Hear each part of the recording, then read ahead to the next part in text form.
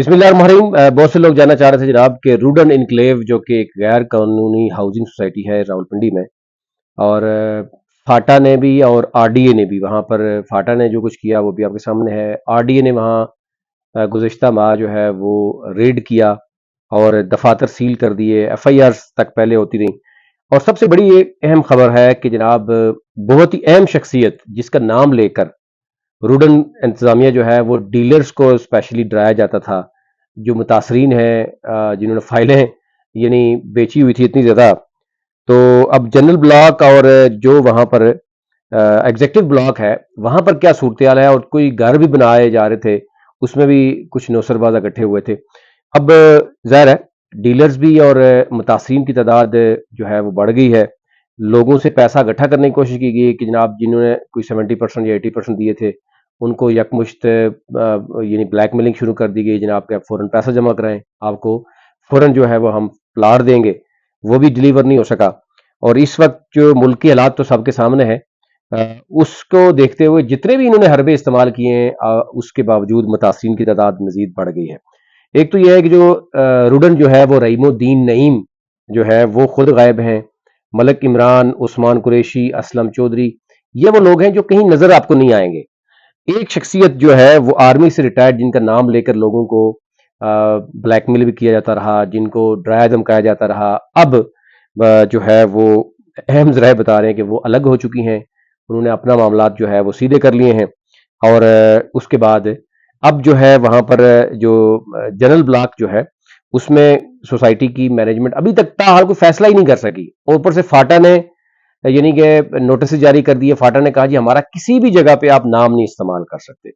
تو فوراً جو ہے وہ انہوں نے فاٹا کا نام بھی ہٹا دیا۔ آر ڈی اے نے آپریشن کیا جی، آر ڈی اے نے بھی کہا کہ آپ غیر قانونی ہیں، آپ بالکل آر ڈی اے کا کہیں بھی کوئی نہ کریں، آپ مارکیٹنگ بھی نہیں کر سکتے۔ ایف آئی اے کو بھی نوٹس لکھ دیے۔ اس وقت شہریوں کی جو تعداد ہے وہ متاثرین کی مزید بڑی ہے، اور اس میں ان کے جو کروڑوں ہیں، اوورال اربوں روپے جو ہے وہ ڈوبنے کا ذرا خدشہ ہے، اور کچھ ان کے مین لوگ ہیں جو ملک سے باہر بھاگ رہے ہیں۔ ہنڈی کی بات ہو رہی ہے کہ جناب دبئی پیسہ کیسے شفٹ ہو رہا ہے۔ پھر ایگزیکٹو بلاک میں مبینہ طور پر جو ہے وہ اوور سیلنگ کے باعث سینکڑوں شہریوں کو چونا بھی لگ گیا ہے، کہ وہاں پر جن لوگوں نے کم پیسے جمع کرے ان کو کہا گیا ہے کہ جناب آپ نے تو 3 ماہ کی قسطیں نہیں دی، اب جائیں، یعنی ان کو تو بالکل ہی فارغ کر دیا گیا۔ اور مالکان تاحال ان کا کوئی موقف بھی سامنے نہیں آ رہا، وہ بالکل چھپے ہوئے ہیں، سامنے ہی نہیں آتے، کسی ملتے ہی نہیں ہیں۔ اور ظاہر ہے جن کا نام لے کر بکایا جاتا تھا، لوگوں کو بلیک میل کیا جاتا تھا، وہ بھی جو ہے وہ چلے گئے ہیں۔ تو اس وقت درخواستیں جو ہے میں اب کچھ شیئر کروں بھی آپ سے، کہ درخواستیں جو ہے وہ لوگ کیسے دے رہے ہیں۔ لوگ یہ پوچھ رہے ہیں کہ پیسہ ہم واپس کیسے نکالیں۔ اوورسیز پاکستانیوں کی بڑی تعداد ہے، وہ کہہ رہے ہیں جناب خود اپنا پیسہ یہ کہ ہی لوگوں سے پیسہ اکٹھا کر کے اپنا پیسہ ملک سے باہر بھیج رہے ہیں، اور جو لوگوں کا پیسہ جو ہے وہ واپس کرنے کے لیے تیار نہیں ہے۔ تو اب بڑی تعداد جو ہے وہ اب ظاہر ہے نیب کا کیس سے ڈیفینیٹلی جو ہے وہ بن چکا ہے۔ اب بہت جلد آپ دیکھیے گا کہ ایف آئی اے اور نیب جو ہے وہ حرکت میں آنے والا ہے، کہ جس طریقے سے ان کو درخواستیں موصول ہو رہی ہیں۔ اور پھر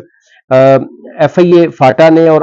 جو آر ڈی اے نے ایف آئی اے کو بھی لکھا، جو سائبر کرائم اسپیشلی، کہ جو ڈیجیٹل میڈیا کے اوپر یعنی فیس بک یا مختلف جو ڈیجیٹل میڈیا کے پلیٹ فارم کے تھرو ان کی کچھ خواتین تھی جو مبینہ طور پر مارکیٹنگ مینیجر کے نام سے جانی جاتی ہیں، وہ جناب اوورسیز پاکستانیوں کو مزید جو ہے وہ جھانسا دے کے لوٹنے کے لیے جو ہے نا وہ ایڈورٹیزمنٹ جاتے رہے۔ اب وہ باقاعدہ طور پر جو ہے وہ ایف آئی اے نے ان کا نوٹس لیا، اسکرین شاٹ لگائے کہ یہ کام بھی آپ نہیں کر سکتے۔ تو فی الحال ہر طرح کی جو ان کی جو مختلف طرح کی جو مارکیٹنگ تھی، ٹیکٹکس تھے، وہ بند ہو گئے ہیں، اور اب متاثرین کی تعداد بھی بڑھ گئی ہے، اور جو مین سٹیک ہولڈر تھے وہاں سے پیسہ نکال کے وہ بھی بھاگ رہے ہیں۔ تو یہ اب عوام ظاہر ہے جب ایف آئی اے اور نیب کے پاس جا رہی ہے، تو نیب کی ایک وہ ہے کہ ہم نوٹسز نیب جو کر رہی ہے، اور ساتھ ایف آئی اے، تو پھر اس کے بعد باقاعدہ طور پر ایف آئی اے کا ریٹ آپ کو پتہ ہوتا ہے، اور پھر سارا ڈاکومنٹس اٹھائے جاتے ہیں۔ ابھی تک یعنی آپ اندازہ کریں کہ سوسائٹی کے اپنے لوگ کہہ رہے ہیں کہ کوئی 7 لاکھ کہہ رہا ہے، کوئی 10 لاکھ کہہ رہا ہے، لیکن اگر 5 لاکھ فائلز بھی آپ دیکھیں کہ ان کے پاس سوسائٹی جگہ ہی نہیں ہے۔ اور ایک بڑے ذرائع بتا رہے تھے جناب کہ انہوں نے ایک بڑی سوسائٹی کو یہ ساری زمین جو ہے وہ انڈر ٹیبل وہ سیل بھی کر رہے ہیں، تو سیل کرنے کے بعد ڈیفینیٹلی پھر انہوں نے بھاگنا ہے، یا آپ کو پتا ہے کہ بڑا جو کرائم ہوتا ہے اس میں پھر عام شہری بیچارے لوٹ جاتے ہیں، اور یہ ملک سے پیسہ باہر فرار کر کے یا پھر جیل چلے جاتے ہیں۔ وہ سمجھتے ہیں کہ 2-4 سال یا 2-4 ماہ جیل میں کاٹ لیں تو پیسہ سارا جو ہے وہ ہضم ہو جاتا ہے۔ تو یہ پاکستان میں سب سے بڑا فراڈ اس وقت پراپرٹی کی دنیا میں ہو رہا ہے۔ سب سے بڑا فراڈ، سب سے زیادہ متاثرین بھی پراپرٹی کی ہی ہیں، اور ادارے ہمارے جو ہے وہ آپ کو پتہ ہی ہے کہ وہ پیسے ان کو دیتے جائیں، ڈیلے ٹیکٹس ہوتی جائیں گی، اور اب تو ان کے اپنے بندے بھی کہہ رہے ہیں کہ ان کے پاس زمین بھی نہیں ہے، انہوں نے ڈیفینیٹلی بھاگنا ہے، صرف یہی ہے کہ ڈیلے ٹیکس ہیں، کچھ ڈیلرز کو پیسے دی جاتے ہیں، ان سے ٹائم لیا جاتا ہے، ڈیلر جو ہے وہ اپنے جو فائلیں جن لوگوں نے لی ہوتی ان کو تسلی دے رہے ہوتے ہیں، تو یوں سلسلہ چلتا رہتا ہے، لیکن کب تک چلتا ہے؟ اب بہت سے ڈیلر جو ہے انہوں نے بھی ہاتھ اٹھا لیے، ابھی تکلیف نہیں۔